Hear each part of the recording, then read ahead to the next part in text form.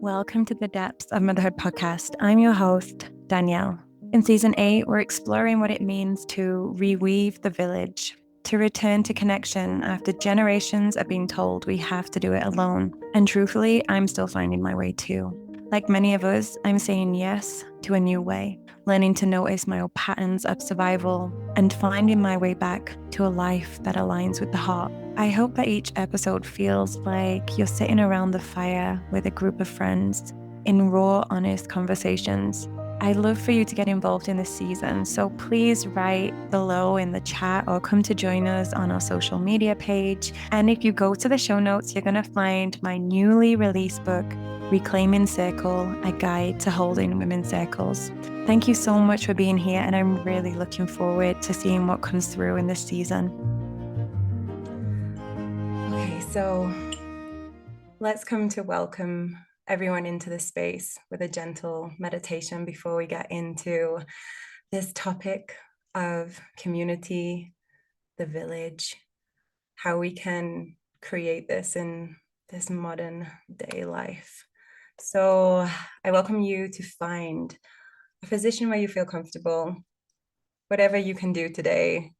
If you're on your own, what does your body really need? Maybe in this moment, it's the first time you've had some space and you can move your body any way you want without any little ones hanging off you.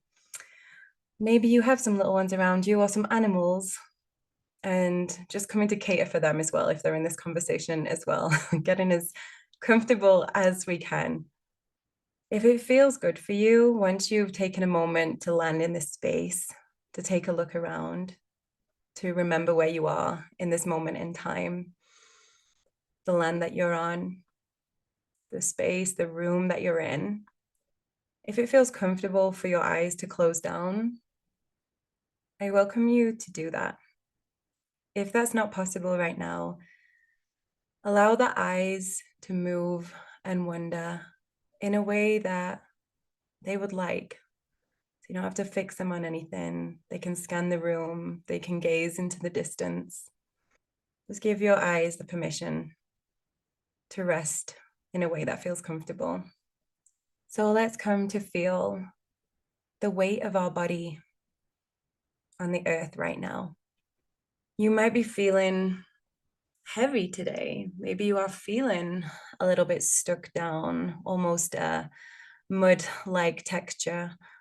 Or maybe you're feeling up in the air in your mind, and pulling your awareness into your body might feel like a bit of a chore. Just see where you're at, coming to notice how your body feels in this moment, and not trying to force anything. If there are distractions around you, if there are little ones, or if there's anything at all in the environment that's pulling your awareness, let that be part of your meditation as well. Even them thoughts of the things that you have to do. Now, as you breathe and you notice your breath, begin to welcome in all of the people who have been before you, the men and the women who stand behind you in your lineage. For all of their desires, their fears, their wounds, their curiosity, just hold that with a remembrance that they were all human. Human and soul, this beautiful coming together.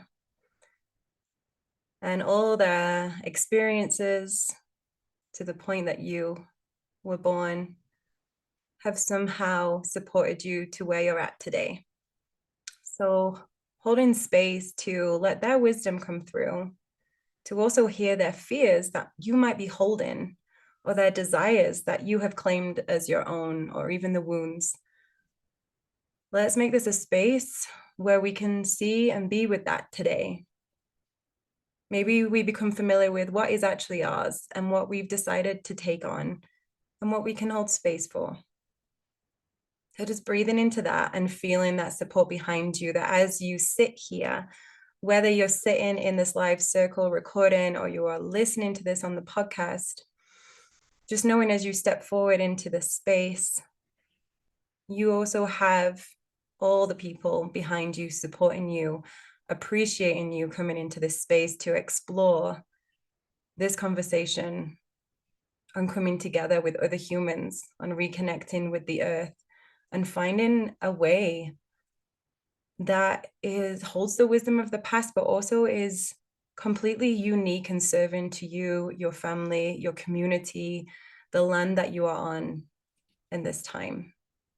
Notice how that feels in your body, and see if an intention or a prayer or a mantra comes through that will hold you through this conversation.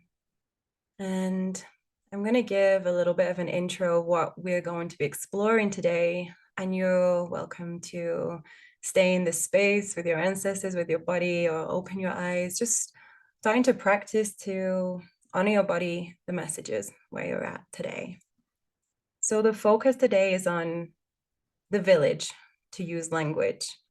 But when I'm speaking of the village, I'm not just talking about the houses that are next to you, the supermarkets. I'm talking about the underlying energy that is held with these words. So these webs of connections, of relationships with people around you, with the land around you.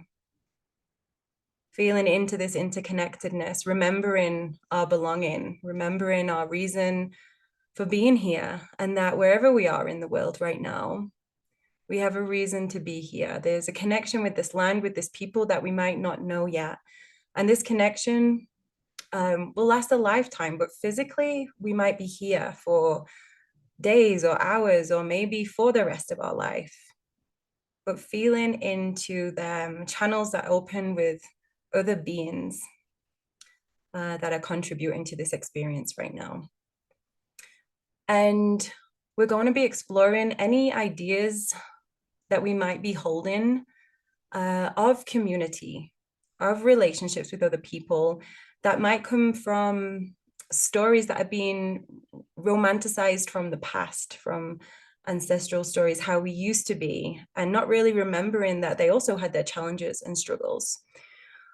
And trying to unpick that to see if we can see what it is that we really need over what we're imagining. So really get into the feeling of all of this so that we can start to call in what it is that we're actually needing in our lives. So we can see, like I mentioned, the meditation, what we're taking through to this present day. Is it ours, or is it the wounds or the desires or the fears of our past? And it's just coming to feel that. We don't need to pinpoint it, but coming to feel that will help us make space for the choices that we make in our life and how we feel moment to moment. Because what I've noticed is the reality that many women are holding. So I have this podcast, I have the Women's Circle space. What I've noticed, the message that is coming through very clearly, an energy of what is labeled as loneliness or boredom, exhaustion, or deep desires that just like cannot be met. And a feeling of like not fully belonging, whether it's the place or the people, and this slowly draining of energy. So you might resonate with that, you might not. This is just some messages that are being coming through. So just to know, to see this and to hold it is a great feeling, because we remember that we're not alone, and there is an element of grieving that we can hold with this as we move forward, because we're moving into something new, so something old has to be released. So that's where the grieving element comes in. So our intention today is to just listen to one another, to see a fuller picture. You're welcome to bring in stories that you know of other women, or maybe what you're following in the world right now, or maybe stories from different peoples through history that have really woke you up and inspired you, or made you see something from a different perspective. So thank you to everybody who is here in this circle, ready to share whatever comes through. Before we go into the questions that we're going to explore, I would just love for each of us to share our name. So say in your name, what season you're at in your life. So whether you have children or not, what's happening in your world, and why this conversation brought up curiosity for you, why you're sat here today. Okay, so whoever wants to go first, you are welcome. Hi, I'm Julia. I am a mom of two littles. My oldest is 2.5, and my youngest is 10 months. Um, and I am really interested in this conversation because I about 3 years ago moved to rural Montana in the United States. And one of the big motivating factors of leaving the city that I was living in was because I felt like finding community and developing a village would be more fitting in this kind of environment. And it's been interesting to, see where I was right and where I was wrong about that. I can go. My name is Melissa. I'm here wrestling my youngest, a 14-month-old, and I have a 5-year-old and an 8-year-old. So I feel like I'm kind of on both ends of being a young mother with young children. My 8-year-old is reaching that point of not really needing me a whole lot and being gone for several hours in a day. And yeah, I'm able to just say goodbye to him and good morning. And yeah, he wakes up and reads his own book. And yeah, it's so crazy to be on the other side of being needed and breastfeeding 24/7 and being hung all over all the time. So I'm seeing both ends of that, which feels really cool. And how I felt called to this conversation, similar to what Julia said, I've moved around a lot, kind of searching for community, and have had some really painful realizations around not being able to just walk in and find community in the way that I had envisioned it or romanticized it.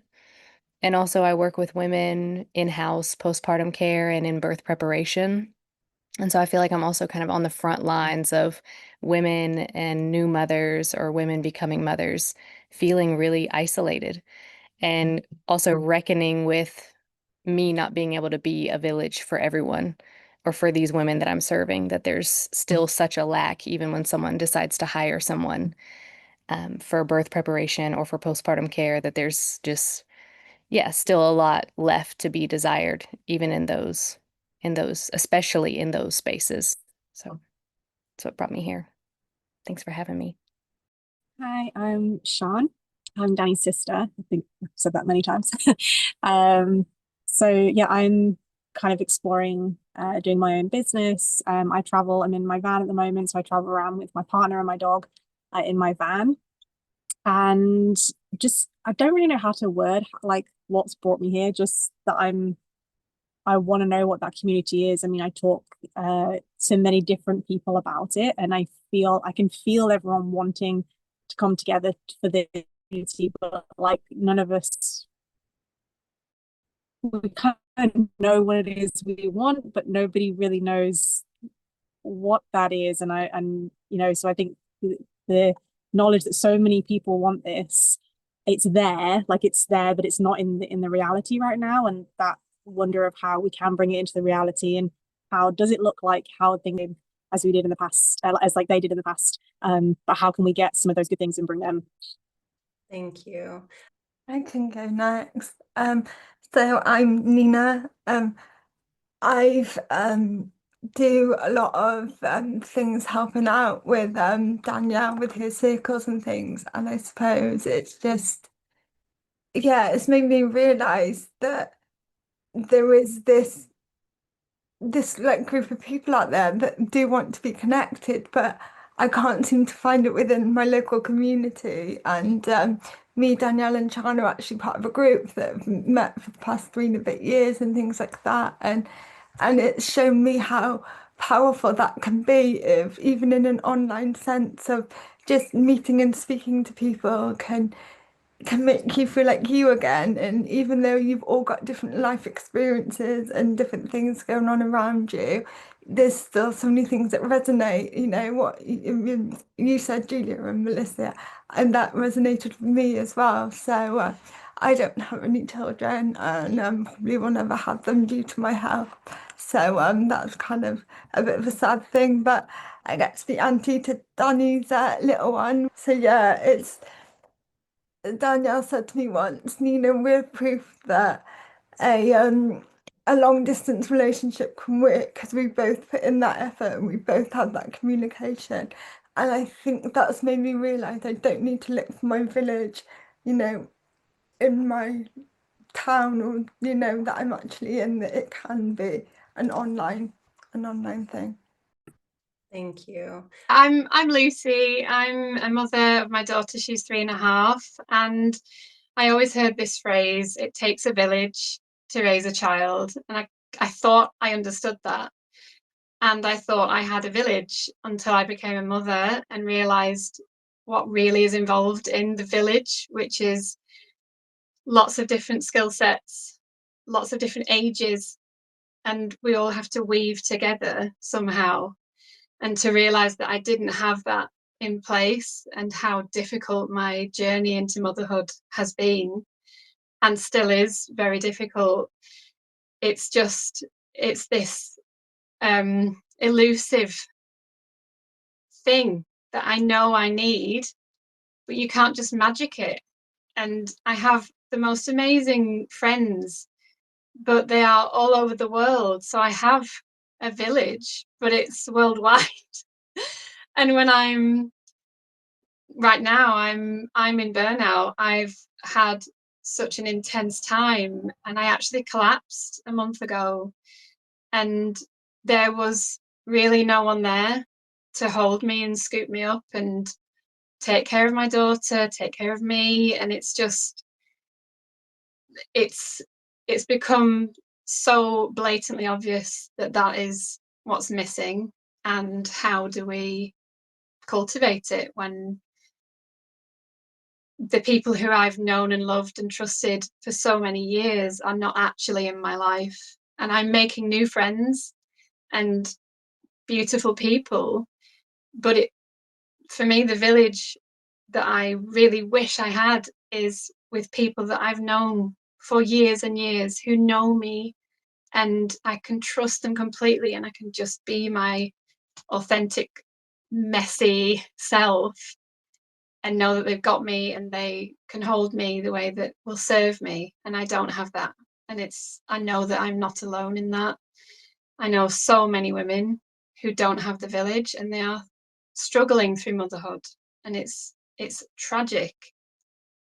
And I'm not okay with it. And so I felt so honored to be invited into this conversation and get our voices out there, and hopefully help other women realize that this is a big part of our puzzle, and we can't thrive without our village. Women need each other, and we've been separated, and it's making us ill, and it's severing the joy from our lives and our creativity. And yeah, so I hold women's circles now.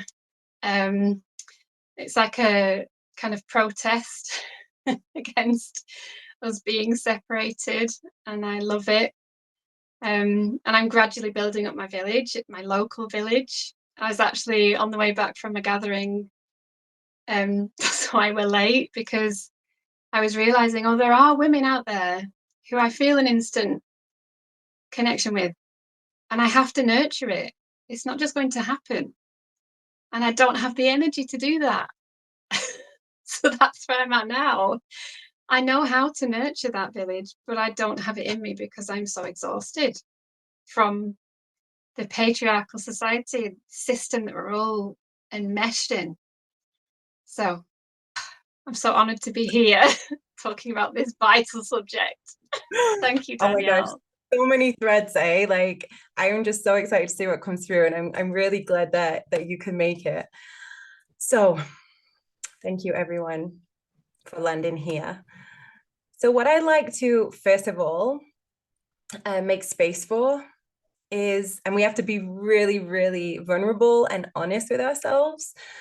So everyone who's listening as well, follow along with these questions, see what comes through. And right in underneath this episode as well, there's a comment section. So if anything comes through, you can write in there as well. So the first thing that I'd like to hold space for is, what does the image, the vision in your mind of a village or community, whatever words, let's just stick with the word village, because I think that will help us to stay anchored with it. What does that look like for you? Because as we've all spoken about this like desire for it, So I'm wondering if anyone has sat and envisioned it and been like, when I get into a space that looks like this, where the people are doing that, I will know that I have landed in my village. And what does that look like? And I would like you to share, let your words come out to describe that village without saying, with avoiding saying things like, but I know that couldn't happen, or I know it's different than that, but just being really letting that vision come to land and honor that, because it's a real thing inside of us. And I think a lot of the time we can deny it or push it away or be like, oh, this or that. And that kind of pushes it down into the subconscious. So let it all just be in this space right now. So who would like to share what that vision looks like? Not feels like, but looks like, to describe. So yeah, it's more of a romanticized girly movie kind of in my head. And it's a piece of land, like a really, really big piece of land. And everybody who's there, like it could be blood family, it could be non-blood family, it could be chosen family, just people that have a connection and can support each other without like words, right? Just in an energetic sense. And everybody has their own space, right? So my personal vision is not of like people being on top of each other. So everyone's got their own space, everyone's got their own little area where they can go and be with their little families and have peace and have downtime. But then we have these spaces where we can all come together. There's a garden where people can grow and everybody helps to grow these plants so that we can all nurture each other with food. And we're all in close enough distance that like if we need people to look after each other's children or whatever it might be, that's there. And everybody, all the women are just walking around in their flowy dresses doing gardening, looking after their children. That's like, if I just kind of go with that romanticized version in my head, that's what pops in. So for me, when I envision it, there's multi-generational women. So I envision like the older matriarch that, we have our shared values and we all understand where each other's hearts are coming from. So there's this woman that can really be trusted with the children, and that the children can feel this similar thread of comfort as with their own mother is what I think of, because my children, like I hold a special place for them where there's not really like I could go to a friend and say babysit my kid, or I can give them to their father, but what they want is this special emotional connection that they have with me. And in my mind, I think if there was sort of like a grandmother of this village that I'm imagining, she would be able to maybe hold that energy and would have been with the children during, I guess like their infancy would probably be where I am thinking that it would come from. And then I totally love the flowy dresses and the shared garden and all of that. So in my mind, that's totally part of it. And the very large piece of land where we can all, I imagine being separated to have our own space, but walking, not having to get into a car and drive, or being able to send, even like a toddler, like, go ahead, like, go, you're safe here. There's eyes available. And I also envision, because I have all of these ideas, right? Like I have all the canning and the preserving and the herbal medicine and everything. So I envision women sitting together to work with our hands and to create these beautiful things that then we all share. So that's my vision. Does anyone got any other ones they want to share? Mine will always be sat on a porch in a rocking chair, drinking cacao, whether it's you've got the fire going or you've got, you're looking at the stars or whatever it is, just whether you're talking, knitting, crocheting. This is where Sharon comes in with the knitting and crocheting skills. And yeah, just whether you're reading a book or sharing stories or childcare or whatever it is, but just that there's this like shared area. And yeah, something that me and Danielle have spoken about for ages is this porch that when we're old ladies, and Orion going to be the one getting us top ups of our drinks. So yeah, that's That's kind of my idea. So beautiful. I find it really powerful that everything all of you have shared is like, yes, exactly that. We all know what we want, what feels right for us. And so I agree with everything that's already been shared. Something that I really see is that we are all held by each other, and we're all celebrated for our unique gifts, our unique strengths. Our children are, like Julia mentioned, our children are nurtured by everyone in the community, and we don't have this constant glancing over your shoulder, checking that they're okay, because we know when we are in our village, our children are all of our children. So we're all watching out for each other's children, and we're all watching out for each other's elders and each other's partners. And it's a, a complete feeling of safety and acceptance and celebration for each other. I just dream of this regularly. And for women to feel completely free to express themselves however feels natural for them, for us to be synced up, which would happen naturally. Our cycles would just sync up together, and we would all bleed together, and we would all create together and feel our feelings together, and it would all be welcome. And I don't like to use the word normal, but for want of a better word, it would be normal for us to do that, for us to live that way, and for us not to have this pressure to also bring in an income. We would find our flow naturally, and our men would know their own place in that as well, and we would all work together in harmony together, the men, the women, the children, the elders. That feels amazing to speak that out. And so it is. Hmm. Yeah, I feel like what I'm hearing, like a thread of, is just this feeling of like desiring to feel safe. Like a lot of us, like mothers, when we feel isolated, we're feeling really unsafe or like unstable. And yeah, I feel like I can really resonate with wanting someone else in my kid's life that they view as like an aunt or a big sister or a grandmother.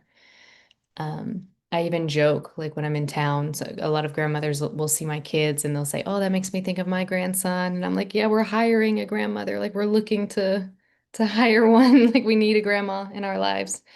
And it's crazy even to use that language. Like that's just a very modern language to say that I'm hiring a grandmother. Like it's a joke, but that's sort of where it feels that it goes in order to say, like, yeah, we need you. And the same way by her saying, "Oh, your kids make me think of my grandkids," she is saying, "I need those babies." And so, yeah, just like feeling that people's needs are like their physiological needs are being tended to. And I think one thing also that maybe I didn't hear anybody mention is just a a productive and yeah, maybe like sane way to work with conflict, like being able to have like a conflict resolution that works, whatever that would look like.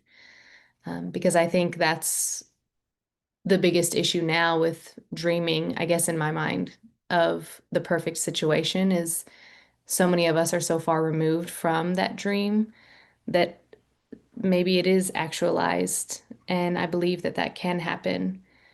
And so what does that mean for our system to finally get what we want and have that do we know how to be with others and do we know how to be with elders and do other people know how to be with children and babies? So I would want that. I think that's part of the vision too, like to know how to be with a baby, like to be around people that know how to be with kids. And my prayer is that I know how to be with elders. I know how to respect my elders, because right now I don't think I do. So to envision that also feels good, like to know, and that my husband knows how to be with other men. And we know how to help each other and share. And yeah, that we remember that knowing that has been sort of extracted from us through this nuclear family unit and just like working for an income to be able to survive. Like we've kind of, that knowing doesn't fully exist. So yeah, if it was a perfect situation, it would be that we would all come into that knowing and be able to resolve any conflicts around not knowing, and forgive each other around that. Thank you.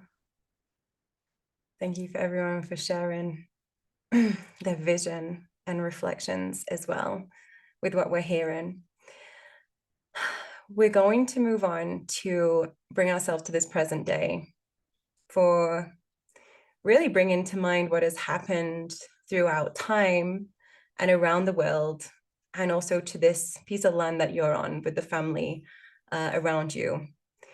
Because to show up fully present, becoming aware of the past and what is happening around the world helps us to see where we're at, like to really land in reality. Because I think we can all agree here that there is a thread connecting all beings in this moment and through time and space. So that means there is a collective influence on how we're feeling right now, whether it's from the simple things of you see the news and it affects your nervous system and it affects the way that you make choices or how you interact in the world, to, you know, like how you've chosen to live your life, whether you are living close to your family, whether you've moved to the opposite side of the world, whether you're still in touch with them or not. There's so many different layers and it's so unique to each one of us at this time. But what we do know, what has been held throughout time, even though history is very much manipulated to suit the narrative, but we can see through listening to different people's stories around the world, listening to his story, which I'm absolutely obsessed with right now, we can see that there has been an attempt to sever the cord to our own body, our own intuition, our womb, our families, actually. Even though there's a nuclear family, what we might notice through conversations is people trying to bridge that gap back into relationship with the people in our actual household, to be able to communicate with one another beyond words and to feel that deep sense of seeing one another.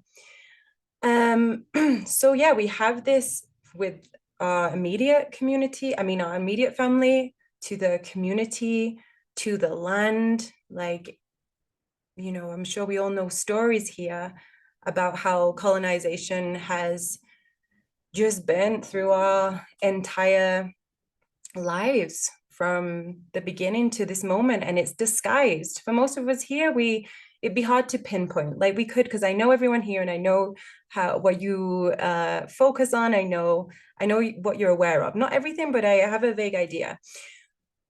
But we can live in our life in a way that our body feels okay. Like there's no immediate danger, even though there might be an underlying anxiety. Our nervous system might be awake at certain times and we don't even understand why.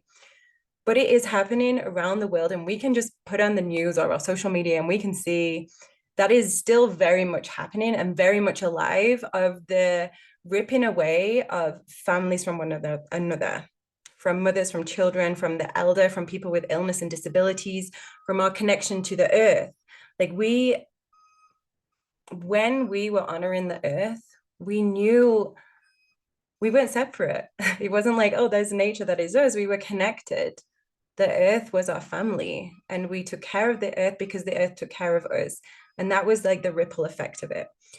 So bringing to mind where you're at now in this moment, the point to where you're at, the decisions that you made to how you are existing, why you chose this, because you chose to be here. Like Maybe it felt like there wasn't many choices. Maybe it felt like there was many, but just coming to bring to mind where you are, how your connection is with elders in your life, with your family, with people with illness and disabilities, with people going through different stages and seasons of their life, and also how you feel with the people around you. And get really honest and vulnerable with this. So feel it in your body, and you might get some words to come through, because you might notice there's a force with some relationships, or a craving, or a real seeking. Maybe you open up to relationships that don't fully nourish you, but you're really hoping to create this community feeling. I'm just saying random things now to try and bring some stuff up within you. But where you're at in this present moment, the question is, what are you noticing is the challenges right now? What are you noticing is the struggles? What can you bring to the space right now from within you that is preventing you from deepening into relationship with the people around you? And let's just pause for a minute to feel into that, because there might be some protection happening in your mind, things that you don't want to say, things that you don't want to see. But for all the things that you crave and you desire within community, what is it that you're really experiencing in this moment? And anything can come through with this, like anything that I've just said that awakens inside of you, let it come to this space. If you don't want to share specifically, share as a story, share as a feeling inside of you, share what feels like it's missing, or a fear that you have around deepening into community, or a noticeable resistance, or a mask that you have on preventing you to step into it. So what comes through with anything that I've just said, coming to this present moment, you might just notice the sensations shift in your body from the vision to the present. I can go first. So I suppose it is that thing of that in a weird way, I've always struggled to get on the best in life with people of a similar age to me. Danielle and Sean have completely changed that for me in recent years. So, but yeah, I just think it's that thing of that you do need those different generations. You do need those different that people with the different histories, don't you? That they've got different world experiences and life experiences, and you know, like with me with my disability, I've got to know so many different people through it, and actually, like some of the best people I know are those who society quite quickly overlooks, and yet some of people that society deem more amazing and perfect, they've overlooked me just because I'm disabled.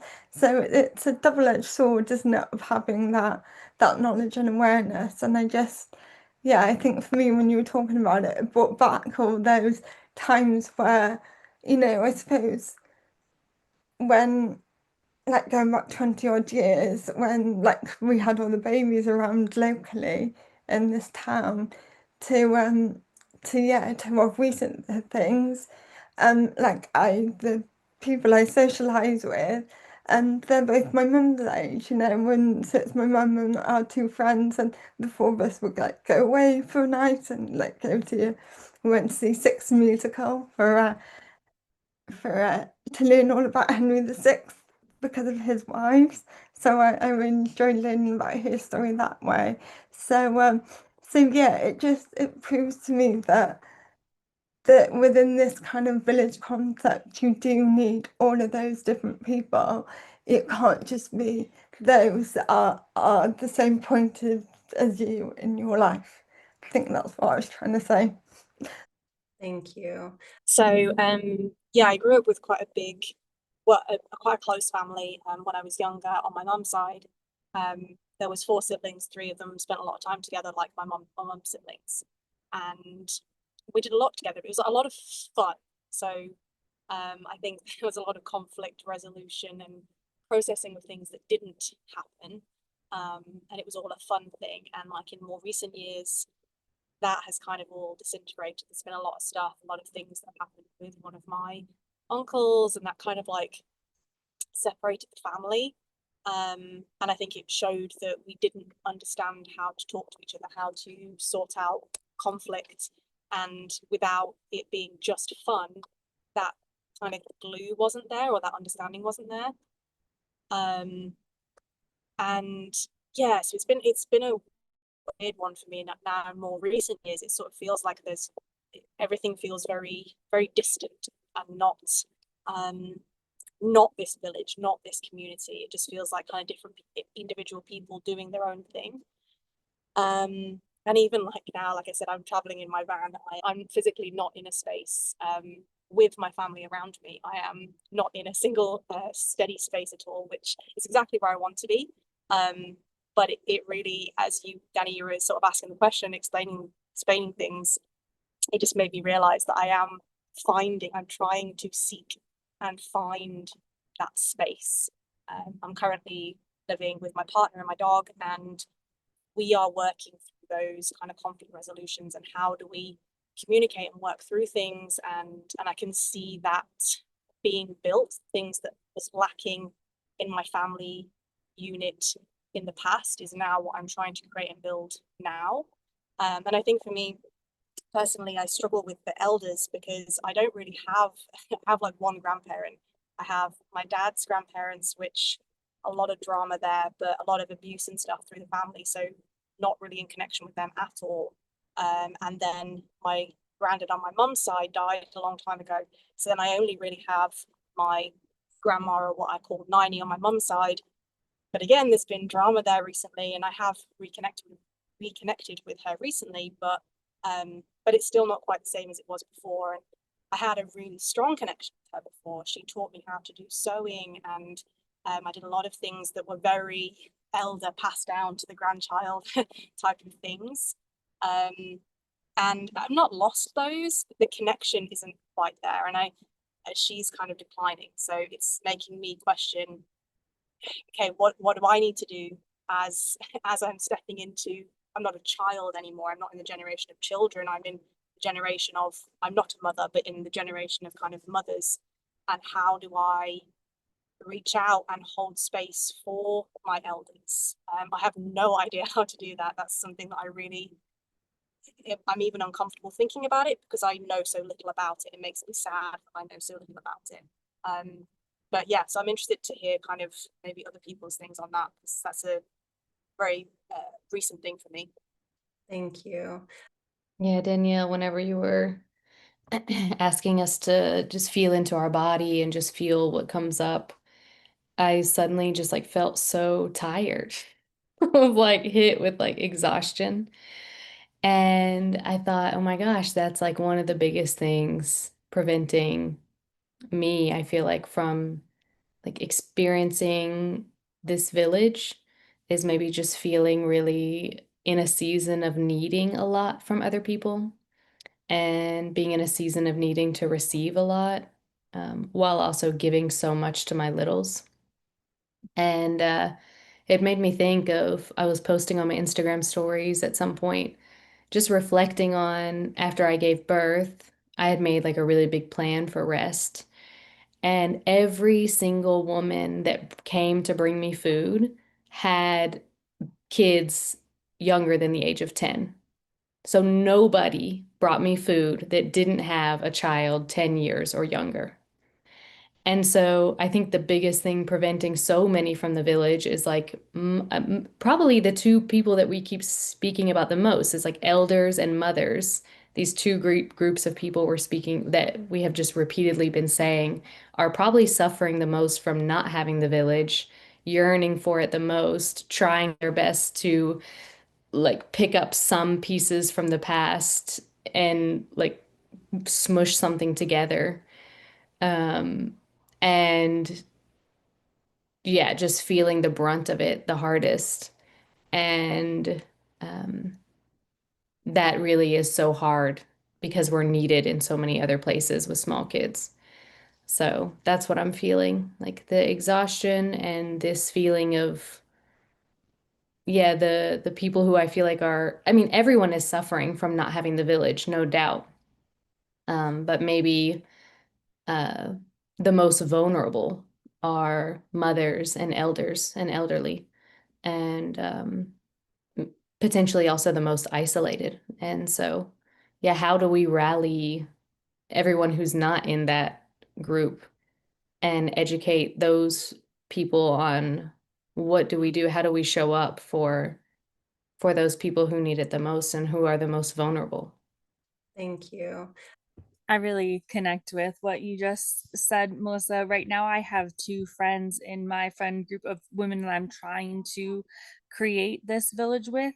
They just had babies. They're both, really recently postpartum. And I am just like, okay, like I gotta rally. I gotta get there to support them. I gotta do this, and I'm just like trying to figure out how in the world I can show up for them when I do feel like I need the support as well. And then I'm also thinking, like, if this is what I want to build, I can't be like, okay, but me first, take care of me first because I need it now, but that is sort of the reality, is that it's mostly women who are in the trenches that are aware of this need. And then something that I was thinking about with the elders, and then also just with our children, we're in a society right now where it's so normal to separate because we're also aware of everything, all the possibilities in the world. So it's very normal for children to go away from their parents to go to college. And like for me, that's when I moved away from my mother, who's now, in her mid 70s and is going to be needing the village herself. I mean, she's a very independent person, but that's not going to last forever. And so then what am I going to do, being as that I've built my life and I'm building my village away from anywhere that she would, like, honestly never want to live out here with me. And there's a normalization of nursing homes, which I know there's a place for that and a need for that, but just the idea that we're voluntarily fragmenting ourselves and then trying to put something back together with the pieces is coming up for me. As well as I was thinking earlier to kind of change the topic a little bit, in my community here, it has been pretty confronting to try to work conflict resolution and to try to meet new people coming into a new area and not view them through my own projections and my own insecurities, to give them a bit of a, like, in a village, in my imagining of what it was like for our ancestors, you have the people who you have and you accept and love and work with those people because that's who's there and you need each other to survive. But now I do have a choice, right? I can't be in a very functional community with every single person, even in my small town. So I get to choose people. But then when I meet someone, how soon do I choose them and how close do I bring them in, and how much, mutually, how much forgiveness do we give each other, or how much do we work to try to fit things in? And it's been really interesting because there are people in this town that now I've lived here long enough that I have people who I really love, but who things are surfacing, and it's like, did I pull them in too close too quickly, or do we just need to work through this because these really are my people? And so, and then also, like, feeling that I myself deserve to be loved despite the conflict, feeling that they're going to extend that to me. And will they? I don't know, how, where they're falling on that side of, the things that are happening between us. So that's kind of what has been coming up for me around. Thank you. Lucy? Wow. Yeah, for me, again, everything resonates. It's like, wow, yeah, that feeling of how I want that, but how is that going to happen? And as I mentioned just earlier, that I've reached burnout and I collapsed about a month ago, and that has forced me to reluctantly choose myself first, which goes against everything I've grown up believing, that I want to help others, and I want to be there, and I want to show up, and I want to serve. And I'm a recovering people pleaser, as I know many of us can relate to. And to be dealt that card of, you are not well enough. And I used to be a nurse, so I've experienced on the other side caring for people who have burnt out and not listened to their bodies and not taken care of themselves. But I've never really got how that can happen to us. And now that it has happened to me, I see how I made choices against choosing myself, and how that's been to my detriment and everyone around me. No one benefits from me not being well and not having the energy to show up to support each other. And I've recently been meditating on how can I welcome in the support, but really how can I accept the support.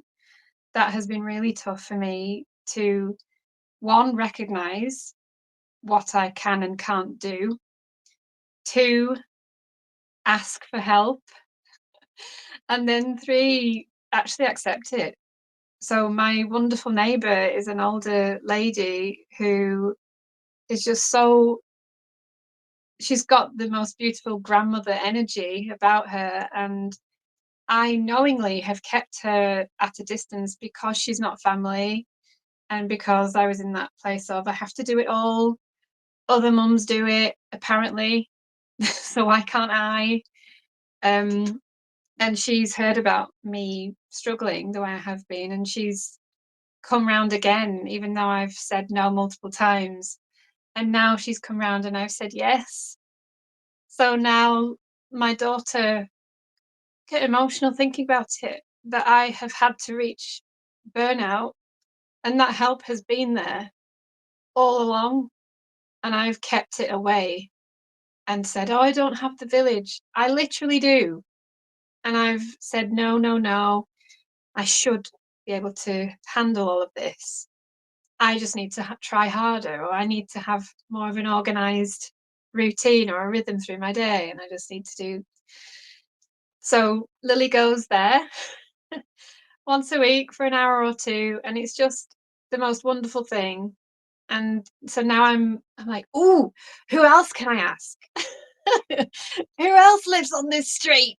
Let's go and meet them. So it's a real learning curve for me to realize that actually I can welcome these people in, and I can learn to trust people, and I can be discerning over how I spend my energy, and I can say no, and I can choose to rest instead of doing things that are on my to-do list. And when I'm invited to something like a social gathering, I have always been saying no because I'm just too exhausted.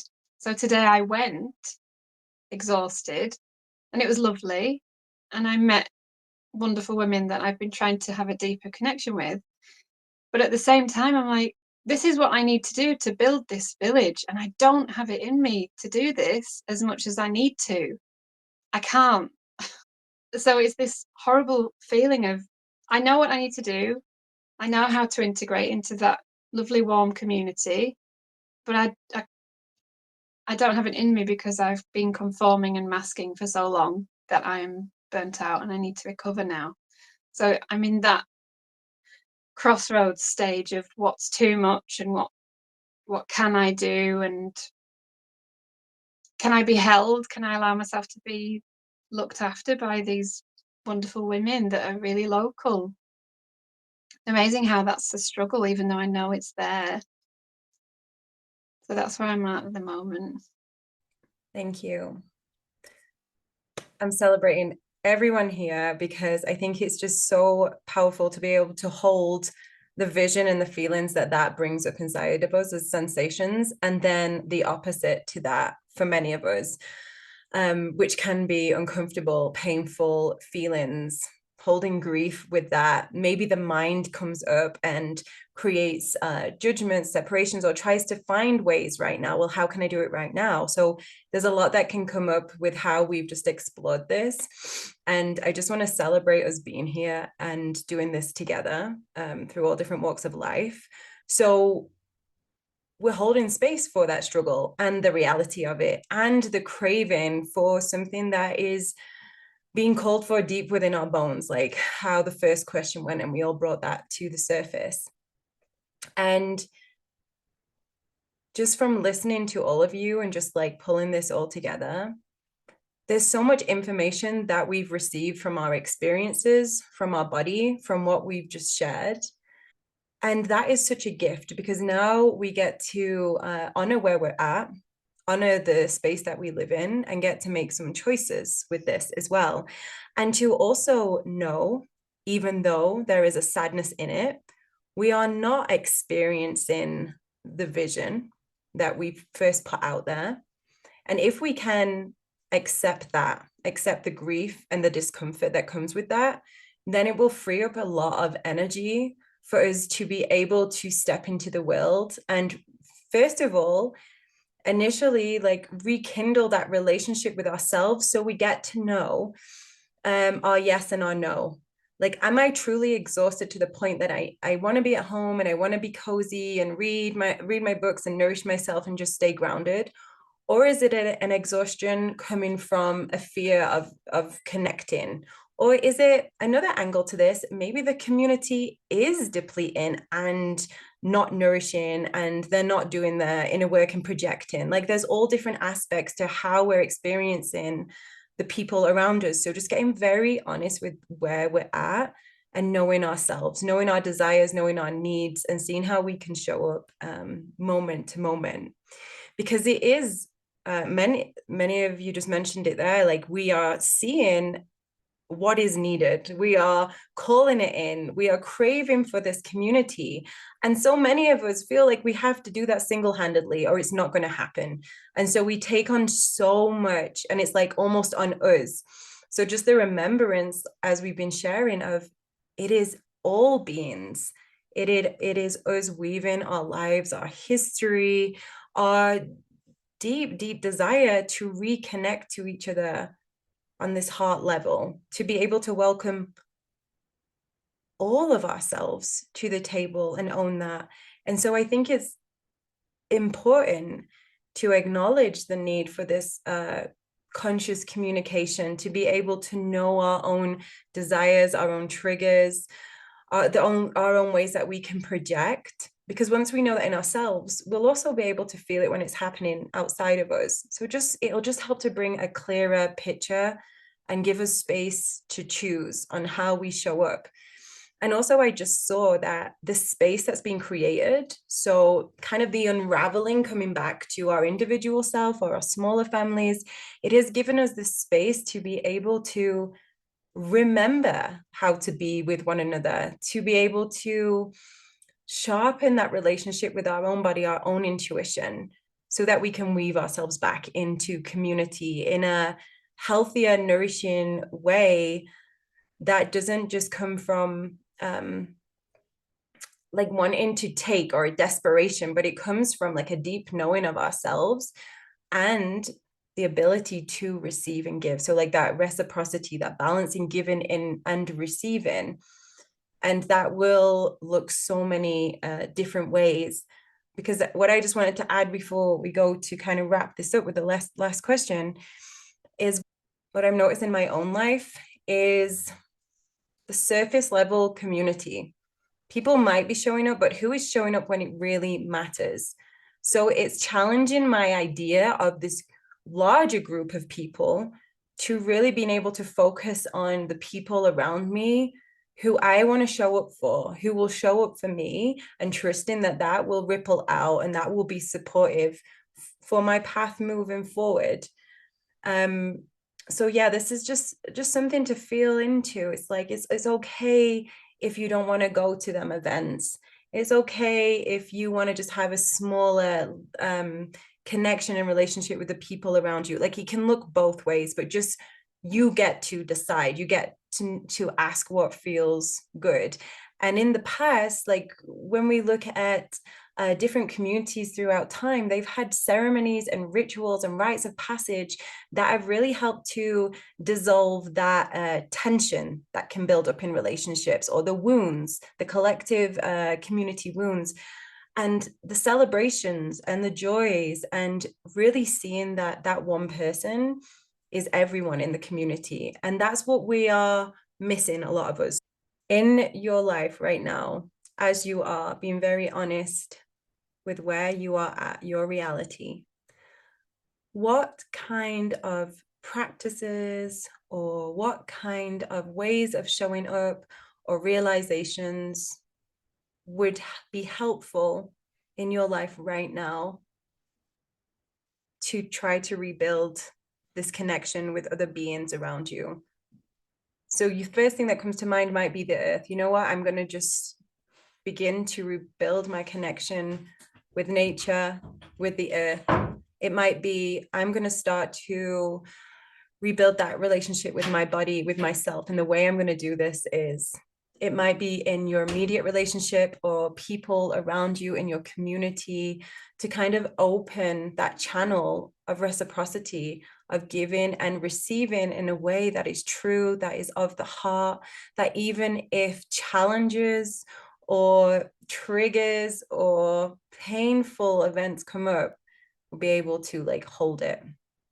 But quite simply, energy, because if I wasn't so fatigued all of the time from my multiple ailments, I would actually be able to message people or like be able to exercise. And if I could exercise, I could get more energy. It's that whole catch-22. And it's that for me, like even having the energy and the wellness to be able to like cook my meal or wash up or just anything, quite simply of looking after myself. Because if I give time to others, that means that I have to take time away from me. I don't have any other choice, or I have to sleep less, which means I have more pain. And it's just something as simple as that.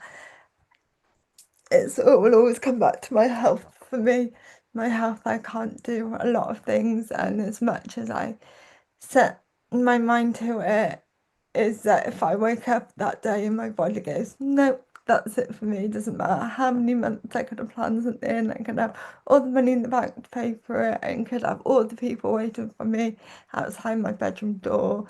But if my body says no, that's it. It's pure and simple. So for me, a lot of it is to do with something that is completely beyond my control. And I have to accept that because, you know, I don't have cures for any of my conditions. So yeah, it's just, it's a tough one for me to answer because there's so much interlinked and at stake on that one. Thank you. So, for me, what's coming up is the idea of being able to identify in my body a yes or no, to know ahead of time if something's going to be depleting or energizing. Because, like one thing that they do in my community is there's a library monthly like ladies tea where she sets up like a beautiful tea and we just come and sit down.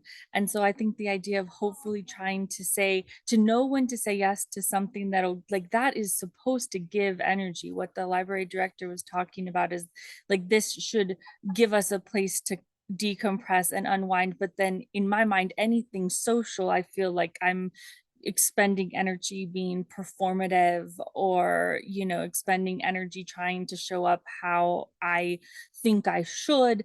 A couple times I haven't gone because I didn't have time to get ready, and I'm like, maybe I should have just gone, you know. And so trying to figure out, like, say I go to that and I do feel depleted afterward, like to feel that in my body and to feel maybe what I was feeling like going into it, so that I know for next time. Or if I go and I feel really held and supported and energized afterwards, and I can feel in my body, okay, how did that feel going into it, to try to have that connection with myself. And there's a lot of I think connecting with nature helps with that, meditation helps with that. There's a lot of different ways depending on what type of person we are, that we can connect in that way, because ultimately, I mean, it's sort of like an informal women's circle. She didn't call it that, or really, I don't think of it that way, but to me, I'm like, this is a woman's circle. And I think the power of circle is huge. Thank you. It was like the question of how big does a village actually need to be?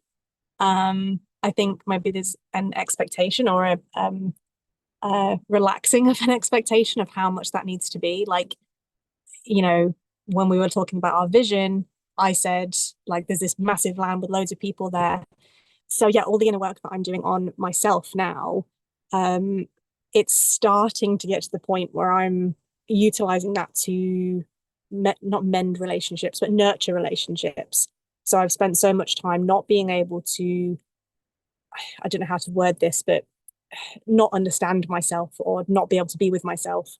And then how am I ever going to be able to be with other people or hold space with other people when I just can't be with myself? So the fact that I am putting that work in, and it is one of those things where it's like the put your own air mask on before you put someone else's.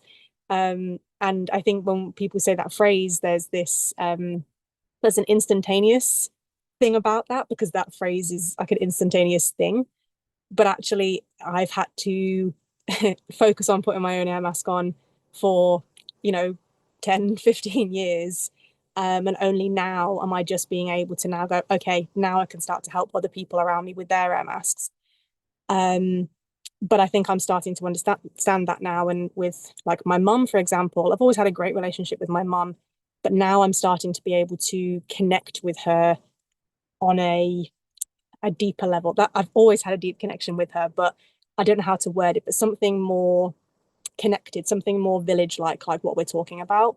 And then obviously I'm making these connections. I've got Danny and Nina in our women's circle. I've got another circle that I'm meeting with women in person, and they're all kind of witches, like very witchy, very pagan, very, very in tune with kind of who I feel like I am at the core. And I don't get to see them all the time. Maybe these village areas can be just every so often, and I maybe get to see them once a year, twice a year. But if they feel like home, maybe I don't get to spend all the time with them. Yeah, so I think that answers that question. But I feel like I can start to see how the basis of this village can come into being now in this modern way. Thank you. Yeah, when you were speaking about that we don't have ritual and we don't have ceremony and we don't have these rites of passages anymore, and how this was how our earth-based indigenous cultures found themselves bridging between nature and themselves and other humans, and how they felt their place in the world. It made me think of I'm taking an herbalism apprenticeship in person, and so we do these tea meditations, and we meditate over the tea before we drink it, and then we connect to the plant while drinking it. So I've studied herbalism for many years, but this is the first time that I've ever studied herbalism in this context of actually communicating with the plant before ingesting it, and then once it's already inside my body. So it was a little bit foreign and even a little bit uncomfortable for me initially. And I was seeing a postpartum mama, and she had a tear and she was struggling with some other symptoms, and she lives really rurally. So I just went out and picked the plants in her yard that I knew would be helpful and that are wild and medicinal. And I thought, okay, I could just like put the herbs in her peri bottle, and then she could have it next to her toilet in her peri bottle. But I was like, let's do like a little meditation over the herbs. We can burn some blessing herbs, which is what my teacher does at my apprenticeship. And so I think and it was awkward for me, so I think like finding our way back to ritual and finding our way back to ceremony, and then accompanying women through these rites of passages like postpartum and birth. like, I think moving through the discomfort of being present for them and bringing ceremony and bringing ritual for them is just going to be part of that process. And so, yeah, I laid them out on a table and we spoke over the herbs what we wanted for them. And she had some Palo Santo, so I burned some Palo Santo over them, and um, we sang a little song before I steeped them, and then she used them for her body. And so I think we both felt like a little bit silly doing it, or like a little bit, it wasn't such a this direct part of our lineage. It was something we were remembering. And so I think like being comfortable stumbling through it, but doing it despite the discomfort and doing it despite not having that direct lineage remembering from our grandmother. Maybe it has to be from like already an ancestor. And there was something else that someone said that made me think, about that it's just going to have to take time, basically. Like how you were saying, you've been putting your mask on for 15 years. You've been putting your own, like tending to yourself for 15 years, and now you feel that you can tend to others. And it made me think of, I have a really close friend that lives in Alabama, and she's like doing a lot. Like she has a really good, close group of friends. And they reached out to her husband and asked what they should get her for her birthday. And she has 4 kids. Somebody messaged her and was like, hey, can I come and help provide childcare for your kids? And I feel like I was kind of spent a lot of time like bouncing around from place to place to place, expecting that I needed to insert myself into this ready-made community. And a really, really hard and challenging lesson has been that actually it's part of it is staying in a place for a long time. Because when I was talking to my best friend about it, she was like, well, I've been here now for 15 years. She moved from North Carolina to Alabama. And so for 15 years, she has been slowly inserting herself into this community. And now she has this group of really good friends. And so, yeah, just really being comfortable with putting in the time versus like feeling like myself. I felt like I just needed to show up at some kind of um, like earth-based community that already had it all figured out. And it just doesn't exist really. And maybe it does somewhere, but what I have found for myself is like, okay, I just got to stay put for a little bit and just keep doing those little meetings, like maybe once a month or once a week, or just little bit by little bit. And in time, there will be something that comes from that. Thank you. So my thing at the moment is rest, deep rest. Resting when I don't want to rest. That is so hard. I don't like being still. I like to get on with things. I like to be productive. This has been such a wake-up call for me to be unwell and to have to choose to rest. So that's the main thing I'm working with at the moment, is really listening to myself. And I realize now that I have been receiving these messages for a long time, and I've just gone, not right now. Okay, I hear you. Oh, I'm so connected with my body. I can tell that I'm so stressed. I'm just going to do 5 loads of laundry and cook a meal from scratch and show up for a friend who's struggling. And I'm like, no, that's not that's not what we're doing now.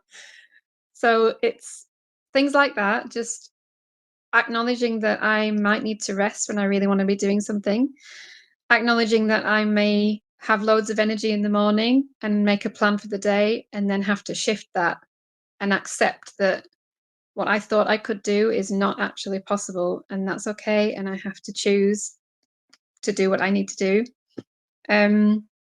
The other thing that I'm really aware that I want to pour more energy into is the people who are already in my life, who are old friends who are all around the world and who are local to me.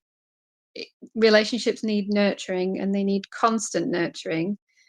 And I can get really frazzled with how many people I love in this world and I want to keep the connection going.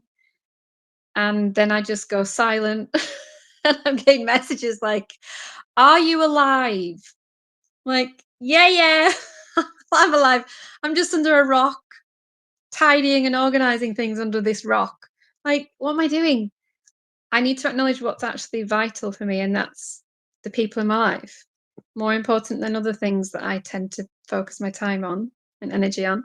And something else that I've started to do, which is something I've never done in my life, is start to cancel plans that are already made. Oh, I had a festival planned for the end of this month, which I've been looking forward to for 6 months. It's a birthday gift from my dear friend who is traveling over from Nairobi to the UK. And I'm not well enough to go and stand in a field and have these health problems and risk collapsing 5-6 hours away from home. And I desperately want to go. I can't. So just a couple of days ago, my hands were shaking. I have to cancel. I have to say I can't do it. I'm so sorry. And I also didn't show up for my women's circle in person that I've been attending every month, I think, for over a year now. It wasn't going to serve me, and it felt hard to have built these connections with these wonderful women and know that actually that's not serving me this month, and that's okay.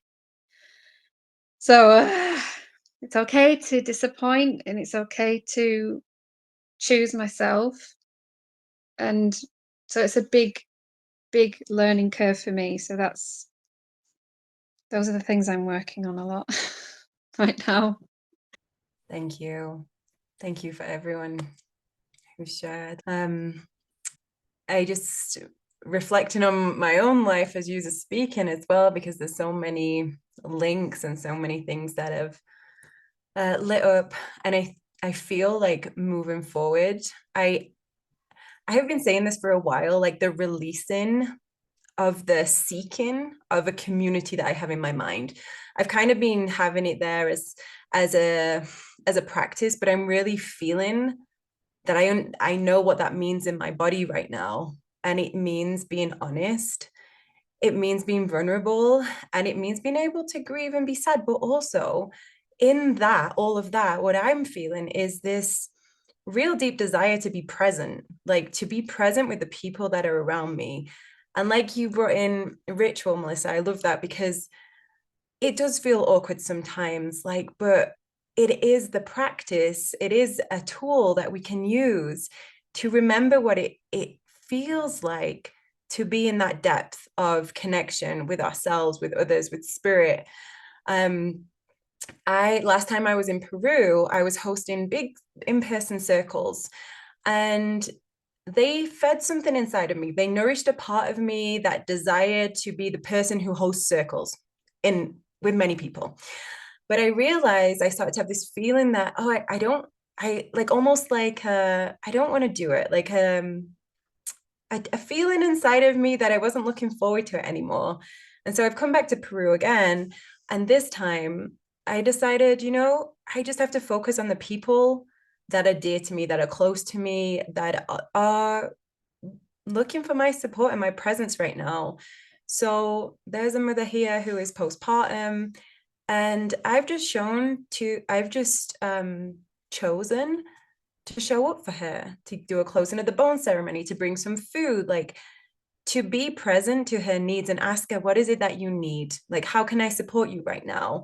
And I'm really trying to deepen into relationships with people who are ready to be honest and to be vulnerable and to be okay, like if I cancel, or to say what's true. Like I'm practicing in myself saying, well, something happened recently. I can give an example where just our family was going through a lot of challenges, psychic warfare from outside of our family, basically. And we felt like we needed to stay grounded, to stay together as a family. And that meant I was going to be honest with my friends and say, I'm not going to show up today because I'm feeling like our family just needs to be together. We need to anchor in, we need to breathe, we need to be really slow. And before, I would never have done that. I would just push through, drag the Raya with me, and like it would have felt off, and I probably wouldn't have known why it felt off. I might have projected it onto the people or the event, but like just really honoring where I'm at. And I feel this is the bridge. This is our contribution to rekindling in a relationship, just getting comfortable being uncomfortable with getting to know myself, getting to know other people, being with nature again, because sometimes that feels odd for me to be with the earth and be like, thank you, I'm so grateful. Sometimes it can just feel like words, and sometimes it can feel like, I'm really grateful right now, and you give me so much, and I want to give my appreciation to you. And they're the moments that are the gifts, because they're like, that is the gift of doing this work that sometimes feels uncomfortable or a bit off, but there is a knowing that we're bridging that gap back to community. And I think I'm releasing this idea that I need more, you know, because more isn't always more. There is the quality that is so much more important. And just listening to everyone today and like coming full circle with this conversation just feels really nourishing to know that, like, I'm not the only one doing this. Like, it's not all about me. You know, everyone's feeling this, and we're all doing it in our own individual, beautiful way, in the way that the land, the community, and the times are calling of us right now. So it can just bring that bit of softness. So thank you all so much. And I would just love to close with a little meditation, just to kind of bring this together, to bring us all back into our body. So if you can close your eyes down, if it feels good, then I welcome you to do that. And just notice your breath. Come back into your body. Notice how it feels to exist inside of your body right now. To kind of follow the sensations that have passed through in this conversation. To notice if there's any threads that are still dangling that maybe you'll tend to after this conversation, or maybe you're happy for them just to be there as a sensation, and you'll trust that whatever needs to come to light will come to light. Coming to breathe into your heart space and notice how it feels to deeply welcome that breath with gratitude and love, and offering yourself appreciation and love and compassion for your journey, for showing up in every moment, whether it all seems like it fits together or it feels chaotic and confusing, but trusting that where you're at right now is this beautiful sweet spot where you are learning from all your experiences, where you're receiving messages from your body, where you're hearing the voices of your ancestors, and you're opening up to a new way that is nourishing for you and your family, and letting that ripple out. And thank you, everyone, so much for being here. I just want to say that by doing things like this, so thank you, Danielle, for bringing us together, but this is part of how we're going to do it. And I know that in future generations, we're going to do this. Yes, I feel Yeah, that. I was thinking something similar, like we are all doing it, right? We're like, we're seeking village, but I think you're saying about we don't have the rituals and those things that we had from the past. And as I heard that and I was sat here looking at all of us, I thought, what if we are those ones, right? What if we are the ones that are going to bring those rituals into being so that we can actually bring people together? So without it being a responsibility on us, like a weight on us, it's like, if we're seeking this, maybe we're the ones that are actually supposed to be bringing this into being in our own individual little worlds. Yes.